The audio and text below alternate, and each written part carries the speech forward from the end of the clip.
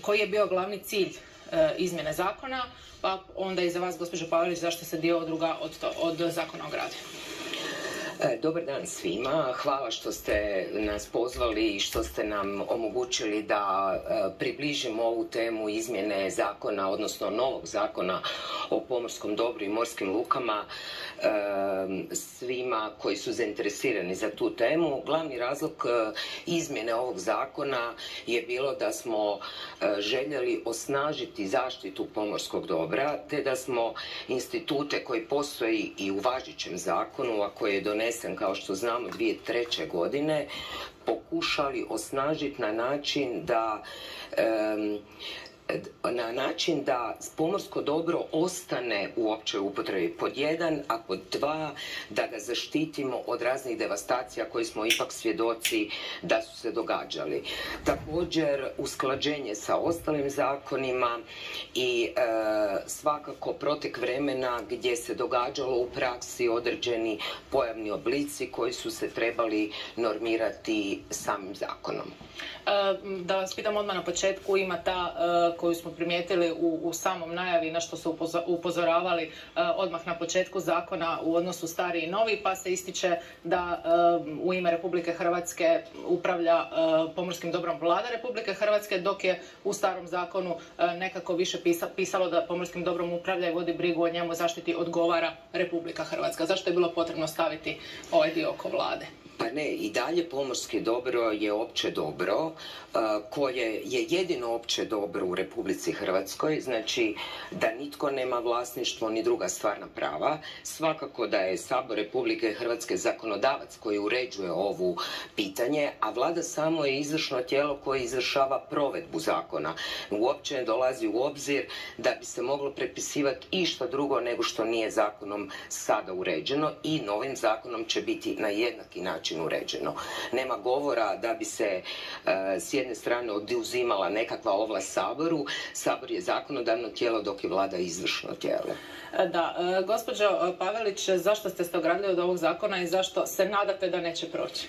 Ovako, naša predstavnica u radnoj skupini Vladimira Mascarelli je sudjelovala kroz diskusije u izradi kroz radnu skupinu u izradi ovog zakona, no međutim većina primjedbi koje su dolazile od strane civilne inicijative Javno je dobro i Otočnog sabora, koji je zapravo, čije je to mjesto bilo u radnoj skupini, nije prihvaćena. Tako da je to nama bio jedini način da kažemo da mi u tome nismo na neki način sudjelovali, da nismo suglasni sa time. A koje su to, možete li nam reći, otprilike, barem neke od stvari koje ste vi tražili da budu ugrađene? Pa prva je ta stvar, dakle, slabljenje uloge Sabora i jačanje uloge Vlade na više mjesta u odnosu na prošli zakon. U prošlom zakonu ste imali ipak nekakvu kontrolnu ulogu Sabora gdje, ako se ne slaže sa nekom koncesijom, Sabor je mogao to staviti na dnevni red, o tome prediskutirati, eventualno maknuti tu koncesiju. Druga stvar, dakle, strategija na koju se poziva u ovom novom zakonu, dakle, cijeli ovaj plan bi zapravo trebao proizlaziti iz te strategije pomorskog dobra, koja ne postoji i koju opet donosi Vlada bez ikakvih kontrolnih mehanizama, dakle, nigdje se to neće diskutirati, ne postoji javna rasprava o tome. I ono što su jedinice lokalne samouprave i regionalne samouprave dužne, one su dužne to sprovesti piramidalno kroz svoje planove upravljanja pomorskim dobrom. Onda još tu ima dosta tih članaka koji se odnose na prostorno uređenje i građenje. U tim draftovima su, moram reći, bili puno lošije riješeni u fazi 9. i 10. mjesec. Sada je već to, ovo što je došlo na Vladu, je malo popravljeno. Znači ipak se korigiralo. Da, evo, drago mi je. Drago mi je da je ipak nešto u međuvremenu uvaženo. No, međutim, još uvijek to nije po našem mišljenju to. I naravno, ova kategorizacija plaža koja je digla najveću buru dakle javne i ostale, o tome ćemo vjerojatno kasnije. Da, još detaljnije. Samo da vas pitam onda, zašto, rekli ste da nema govora o tome da bi vlada si uzimala neke ovlasti koje nema, ali zašto je onda na toliko mjesta u zakonu oduzeta ta, da tako kažem, neka ovlast Saboru? Evo, i da ne može raspravljati o koncesijama. Ne, nije istina. Sabor ima jednake ovlasti kakve imaju u postojećem zakonu. Znači, sve koncesije koje se daju na dulji period, odnosno preko 50 godina, idu na suglasnost Hrvatskom saboru. Znači, nema govora i u važećem zakonu i u novom se podjela u ovlastima ne mijenja, osim u većoj odgovornosti jedinica lokalne samouprave. I još bih htjela samo reći da je zakon po prvi puta uveo načela upravljanja, planiranja i zaštite pomorskog dobra. Upravo su ta načela na kojima će se sutra temeljiti nacionalni plan upravljanja pomorskim dobrom, zato da se već kroz ta načela vidi gdje ide smjer zakona. I još bih samo htjela dodati da zakon nije samo o pomorskom dobru, da su tu i morske luke. Je, svakako znamo da je zakon puno širi od ovoga što ćemo mi danas teoretski stići se baviti u ovoj emisiji. Vjerujete li ministarstvu kada kaže da će biti jednaka težina odlučivanja raspoređena između vlade i Sabora? Pa ne, znamo ko je tu jači u tom odnosu snaga. Znamo da vlada sve može derogirati ili utjecati na to šta jedinice lokalne samouprave odluče, tako da bit će zanimljivo, koliko prođe. Gledati kako će to biti u praksi. Idemo dalje sa baš ovim dijelom što vjerujem najviše zanima najveći dio građana. Gospođo Perko, što se mijenja u pristupu građanstva plažama i kako ih se i zašto razvrstava? Mi možemo, evo, dok raspravljamo o tome, pogledati i članke tog zakona koje smo pripremili. To su članci od 82 do 85, pa molim režiju da nam preskoči na taj dio, da evo i gledatelji vide zapravo o čemu se tu radi dok mi pričamo. Evo, za početak, do sada u ovom postojećem zakonu nije bilo pobliži razvrstaj morskih plaža. Plaže su po samom zakonu pomorsko dobro. I ono što se stalno zaboravlja, da čak dio plaže koji je kao takav se smatra pomorskim dobrom, i ono što se nam stalno govori da granica nije utvrđena na svim mjestima, postoji pomorsko dobro po samom zakonu. Tamo gdje i nije utvrđena zakonom granica razgraničenja između vlasničkog dijela i pomorskog dobra, plaža je u cijelosti pomorsko dobro. Te plaže smo zbog pojavnih oblika i u dosadašnjoj praksi uvidjeli različitost kroz pristupu koncesioniranja tih plaža, a paralelno je napravljen veliki projekt koji je radio Građevinski fakultet koji se zove Bičeks. On je sve te plaže pobrojio, obišao i pogledao. Znači, mi sad u Hrvatskoj imamo pobrojane sve plaže. Znači, imamo 1904 plaže.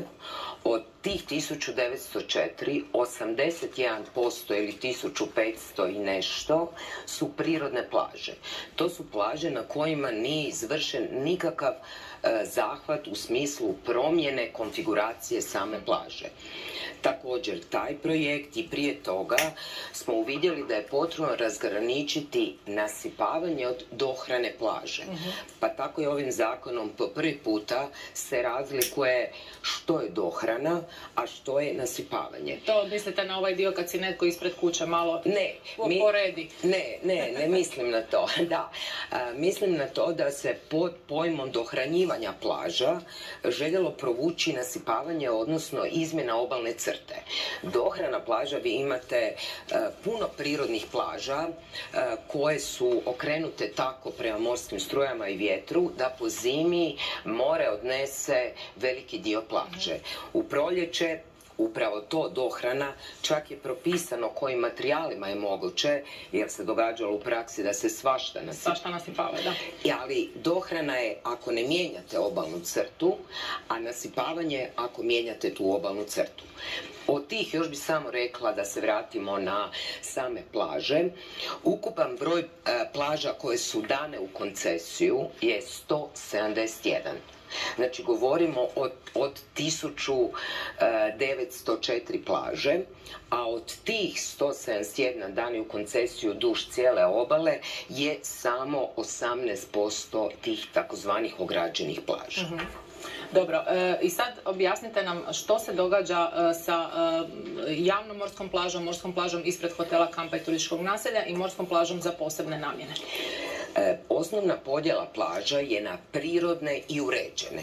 U redu. Znači, rekli smo prirodne gdje nije bilo nikakvih zahvata i kojih je najviše, a uređene su plaže one na kojima je došlo do određenih zahvata, što uređenja, što izgradnje određenih pera, betoniranja i tako. I na tim uređenim plažama njih smo podijelili na one javne, na one ispred hotela, kampa, turističkih naselja i na te plaže posebne namjene. Znači, po toj podjeli se vidi da su sve one uređene plaže i da ostaju javne. Ono što je važno i što nikako da se komunicira u javnost, plan upravljanja pomorskim dobrom koje donose jedinice lokalne samouprave i to vijeća jedinice, a on obavezno ide na javno savjetovanje tako da svi mogu učestvovati, upravo na temelju njega se plaže razvrstavaju. To znači, ako jedinica lokalne samouprave ne želi imati na svom području nijednu plažu koja služi gostima određenog hotela, kampa, ona kao takvu ju neće razvrstati, koncesija se neće dodijeliti.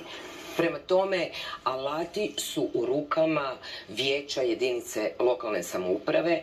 Ti alati se manifestiraju kroz plan upravljanja pomorskim dobrom, a taj plan ide obavezno na javno savjetovanje i ide na 5 godina. Gospođa Pavelić, kako vama zvuči recimo članak 83, ako govorimo o javnoj plaži, samostalno uređena morska plaža, služi većem broju ugostiteljsko-turističkih objekata i građana? Pa meni to zvuči apsurdno, jer ne može plaža služiti ugostiteljskim objektima. Ona može služiti građanima, a ugostiteljski objekti također mogu služiti građanima.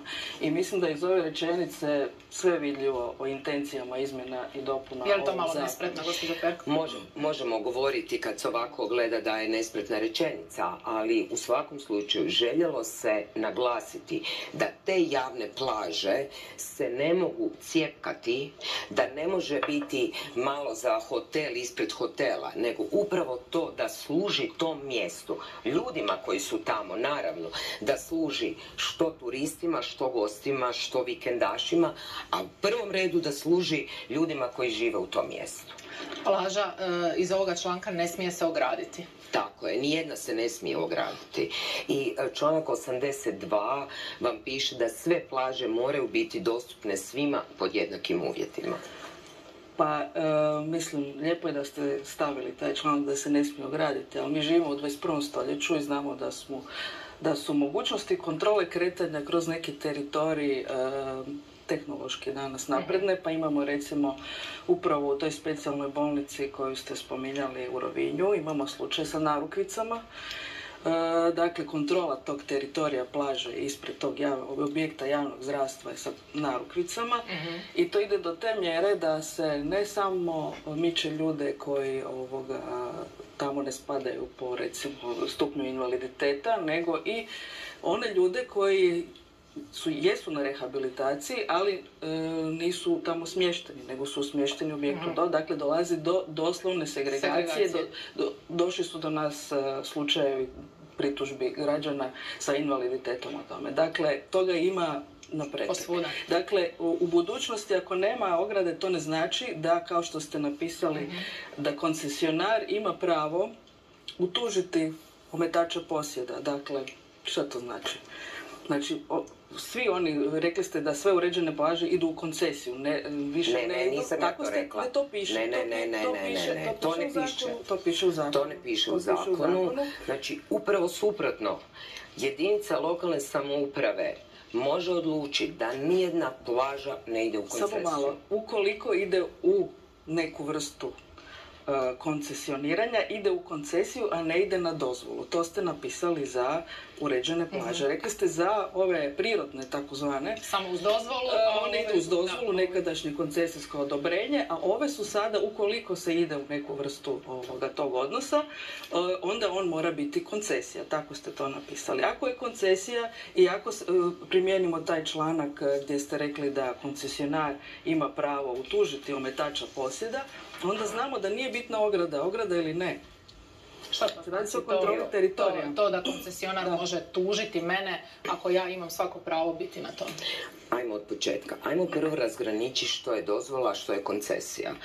Znači, da, to su bivša, odnosno sadašnja koncesijska odobrenja koja ne daju pravo, ajmo se tako izraditi, pravo na kvadrate te plaže ili pomorskog dobra, nego da imaju samo pravo obavljanja djelatnosti na pomorskom dobru.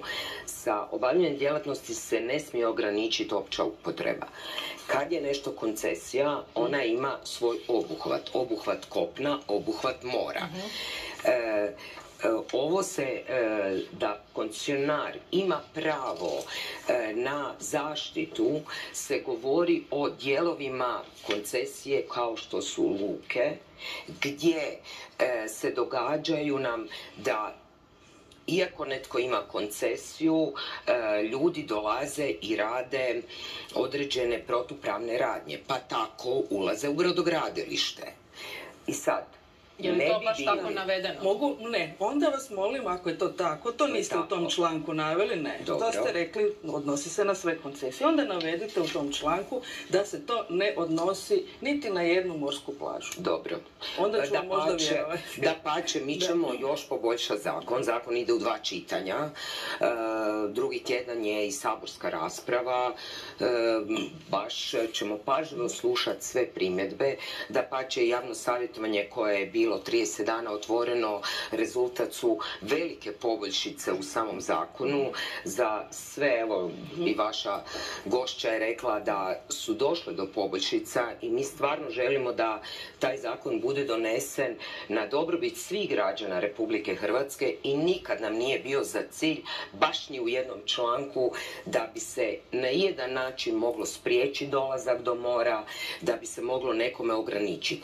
Evo, u članku 86, čini mi se, je točno propisano zadovoljavanje javnog interesa. To sam vas baš htjela pitati, tu se znači popisuju ti postupci, mislim da imamo i članak 86, da ga možemo pokazati, da naši gledatelji vide što stoji u članku 86 koji regulira javni interes, davatelj koncesije dužan je o svim postupcima za gospodarsko korištenje plaže osigurati i štititi javni interes. Koncesija uređene plaže u turističkoj zoni neizgrađenog naselja. Što je to? Turistička zona neizgrađenog naselja. Znači, to su vam turističke zone koje su na mjestima gdje nisu naselje kao grad, mjesto, recimo izdvojene turističke zone. Na primjer, rekli bi možda, ne znam, Solaris, Zaton kraj Zadra, Plave lagune koje se nalaze izvan naselja. Tamo kad netko dobije koncesiju temeljem natječaja, onda se kaže da samo na tom postotku može obavljati djelatnost, a da ostali dio kvadrata za koji se plaća koncesijska naknada mora ostati dostupan svima.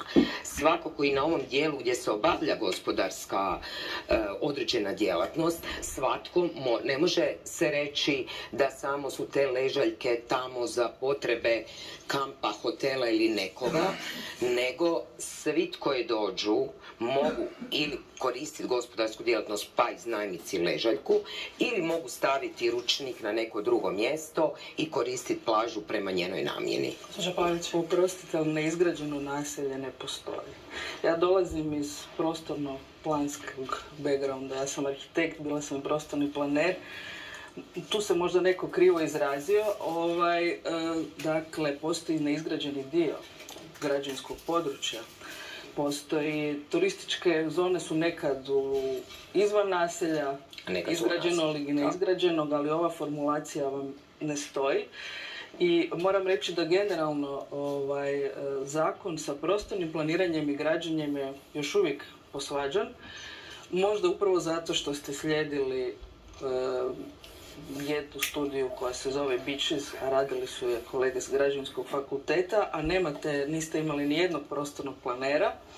I mislim da je tu veliki problem što govorimo o strategijama koje će biti na državnom nivou, postoji onda dakle, planovi upravljanja koji će biti na lokalnom nivou, a mi nemamo prostorni plan mora koji smo bili direktivom iz 2014. obavezni napraviti, koji bi trebao biti naravno dio državnog plana, koji također nismo napravili. Dakle, to sad govorim, to se odnosi na Ministarstvo prostornog uređenja, ali ima veliki utjecaj na ovo što se radi u ovom zakonu i ne znam zašto se to izbjegava i mislim da jedini ispravni put bi bilo napraviti dakle, te planove, pa iz tih planova vaditi lokalne strategije ili državnu strategiju, pa opet lokalne strategije. Ovako imamo jedan miš-maš, miješaju se ljudi iz struke koji nemaju veze sa prostornim planiranjem niti uređenjem i dolazimo do tih čudesnih formulacija koje mislim ne idu u prilog građanima i ne idu u prilog prostoru. Ako dobro tumačim da se ne hvatamo tog pojma, iako to je važno, znači više mi se isplati ako sam u turističkoj zoni izvan nekakvog naselja, mogu dobiti više kopna i mora za svoju gospodarsku djelatnost. Recite mi, ko kontrolira taj postotak i da li je taj postotak, znate šta ljude najviše zanima, ležaljke tu, slobodan prostor plaže na drugom mjestu, ili je to ukupna količina plaže pa se ne ostavlja pa se ostavi tu malo mjesta i vi na kraju ste stisnuti između tih ležaljki i praktički nemate prostor. Pa upravo zato što nama nije cilj da vi budete stisnuti između ležaljki, moram još nešto reći. Sve koncesije se daju temeljem prostornih planova. Izvorno pravo je jedinice lokalne samouprave da donosi dokumente prostornog planiranja. Mi nikada nismo u praksi dali nijednu koncesiju, niti dali suglasnost nikome tko to nije utemeljenje bilo u prostornom planu. Upravo zato dokumenti prostornog planiranja su osnova prema kojima se na kraju koncesije i dodjeljuju. Dobro, niste mi samo odgovorili na pitanje, zanimaju me ovi postoci. Postoci su, svaka koncesija ima kartu. Dobre. Znači, uz odluku o koncesiji postoji karta. Na karti je točno naznačena, u ovom zakonu smo i rekli da mora biti tabla sa te karte na samom mjestu koncesije, da bi ljudi točno znali. Nikako ne želimo da ljudi se leže između ležaljki. Želimo da se koncesije daju na taj način koji će na najbolji način osigurati ravnotežu između obavljanja djelatnosti i između samokupanja. Znači u karti koja ide uz koncesiju je nacrtano gdje će biti... Točno, i točni broj. I taj broj se nadzire. I ko nadzire, ko kontrolira? Znači, nadzire lučka kapetanija i nadzire davatelj koncesije. Znači, mi nadziremo ako smo nekome dali da iznajmljuje 3 skutera i 14 ležaljki ili 28 ležaljki, dođemo tamo i pobrojimo da li toliko ima.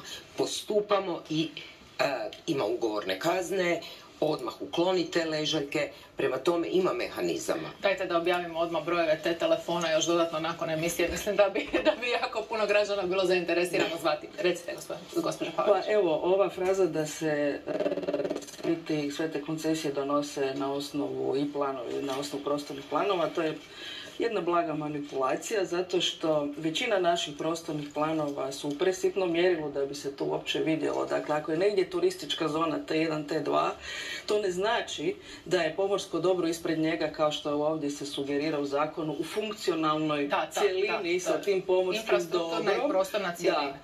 To je apsurd, to je smiješno za reći, zato što ne postoji funkcionalna cjelina pomorskog dobra sa nečim što je u pozadini. To je kao da kažete da je cesta ispred vašeg dvorišta u funkcionalnoj cjelini sa vašom kućom i vašim dvorištem i da vi iz toga imate neka prava. Nema prava, ali samo ću podsjetiti. Ali zašto imate tu frazu, funkcionalne cjeline? Funkcionalna cjelina, vi sami znate, kao što ste rekli, Zakon o prostornom uređenju, kaže funkcionalna cjelina turističkog naselja sa plažom, odnosno sa privezištem.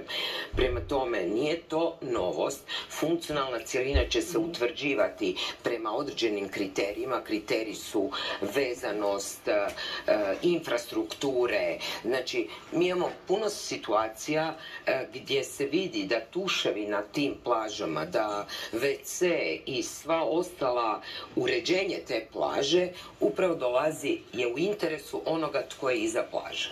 Ne, to što je na pomorskom dobru je u interesu svih građana. Pa tako je. A one koje tamo iza, dobro je došao da stavi neke ležaljke, da stavi nekakve... Upravo to. Ne, možemo li staviti nešto što ima veze sa onim što ste zvali nekad koncesijsko odobrenje, a sada je dozvola, a ne smije nikako imati nešto što je teritorijalno određeno, kao što je koncesija, kao što smo rekli da imamo neodvojivu funkcionalnu infrastrukturnu i prostornu cjelinu s jednim ugostiteljskim objektom, isto takvu cjelinu sa jednom ustanovom iz područja javnog zdravstva. Da, to se misli na bolnice. Na bolnice koje imaju liječilište za posebne grupe pacijenata. Isto takve pontone, pontonska privezišta koja čine neodoljivu funkcionalnu infrastrukturnu cjelinu sa samo jednim ugostiteljskim objektom do kojeg pristup nije moguć.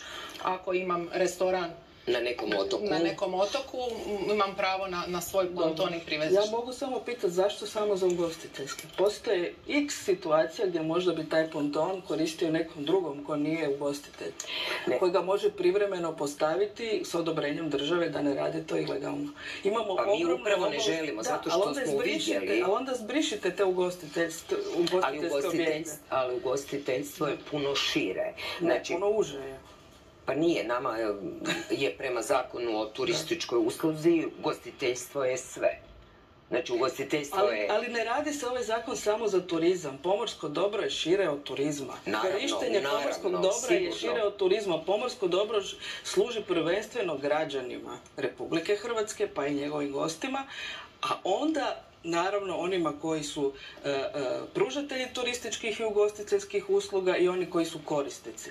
Ali ovako naštimavati zakon samo jednom segmentu i samo jednoj industriji, to meni nije. Znači, turizam je jedan jako mali segment koji se prepoznaje u ovom zakonu. Osnovne odredbe zakona su da je pomorsko dobro opće i da je dostupno svima. Mi smo samo u jednom dijelu zakona željeli pojavne oblike koji su se desili na našoj obali staviti u zakonske okvire. Upravo što je gospođa rekla, znači da svi imaju jednak pristup moru. Idemo sada, baš kad ste spomenuli te pojavne oblike, ja ću zamoliti režiju da nam pusti neke fotografije na brzinu skupljene vezano uz pojavne oblike koje možemo vidjeti na našoj obali. Kako to izgleda u praksi, kako se plaže ograđuju, što piše na vratima dok nastavljamo ovaj razgovor. Gospođo Perko, počeli smo s onim razvrstavanjem plaža, rekli smo za javnu plažu pa na morsku plažu ispred hotela. Evo, pogledajmo na primjer ogradu, cjenike i tu u principu dakle, samo da prođete kroz to pomorsko dobro morate platiti ulaznicu. Na ulazu u pomorsko dobro je ona prva fotografija, je jedan plažni objekt koji je 2/3 u moru, 1/3 na kopnu. Dakle, vi ne možete čak ni zaobići morskim putem da bi došli do sljedećih plaža. To su dvije žice, Sunnyside i Punta Scala. Dakle, prvo je Sunnyside, jedna žica, tamo desno dole. To je posvuda. Da, ovo je nešto nevjerojatno. Hoće li se to sigurno će se to rješavati, sigurno. Oni imaju koncesije. Znači samo 17 koncesija, ovo stvarno ne znam da li je Punta Scala dobila koncesiju koja potpuno isključuje opću upotrebu i daje pravo na ograde. Svakako da mi ćemo se svakako truditi i da inspekcija, kapetanije, ono što je novina velika u zakonu, ko nije se dovoljno možda raspravljalo, da je dana ovlasti jedinicama lokalne samouprave da imaju redare. I ti redari će biti one ovlaštene osobe koje će moći uklanjati i takve ograde. Jer shvaćate da lučka kapetanija sa kapacitetima ne može stići baš u, što bi mi rekli, u svaku valu, ali komunalna osoba koja je redar, nije komunalni, ona ima posebnu ovlast prema ovom zakonu, ona će biti dužna i ovlaštena prema planu upravljanja uklanja takve ograde. Nadam se da će i njih biti više komunalnih redara, jer u praksi i do njih je praktički nemoguće doći. I već sad ih fali. Već sad prevelike ovlasti. To iz jednog mjesta doći u drugo na poziv građana da nešto ne valja, to je katastrofa. Da se dotaknemo samo još ove morske plaže za posebne namjene. To zvuči ovako kao da ide u rat za posebne namjene. Kakva je to plaža? Znači, u zakonu je ostavljena ta vrsta plaže koja smo smatrali, a može se i navesti, da bi trebala služiti za recimo određene pojavnosti koje imamo na pomorskom dobru, a koje se ne mogu podvesti pod sve ovo, na primjer nudistički kampovi, nudističke plaže.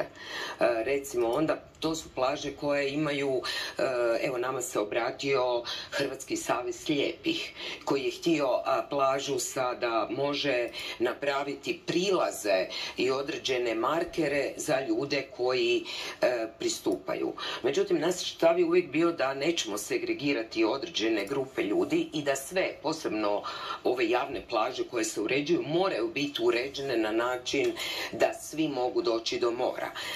Međutim, ako imate određene grupe korisnika koji žele imati neki komad za sebe, za svoje potrebe, to ne znači da će oni ograditi tu plažu, to ne znači, samo ih prepoznajemo u sustavu kao takve. Ja bih voljela da ih onda taksativno navedete kao mogućnosti, jer ovo stvarno može biti svašta, plus moram reći da je paralelno se išlo u izmjene i dopune Zakona o prostornom uređenju gdje je omogućeno takozvanim zgradama i namjenama palijativne skrbi da se grade bilo gdje, bez obzira na bilo koju namjenu koja je u prostornom planu, dakle može biti izvan građevinskog područja, može biti na pomorskom dobru. Pa ja sad kako malo o tome nešto znam i razmišljam, meni to zvuči kao da ćemo mi postati jedan veliki starački dom sa zgradama posebne namjene koje su recimo za palijativnu skrb, koja će se moći raditi bilo gdje na pomorskom dobru i koje će imati mogućnost reguliranja prolaska, jer opet vraćam se na pojam koncesije i štićenja teritorija kao što ste ga definirali. Ja bih vas molila da ovo u tom slučaju, ako nećemo ja se nadam da ćete ga odbaciti ovaj zakon, da onda taksativno navedete na koje su to posebne namjene. Ovo što ste rekli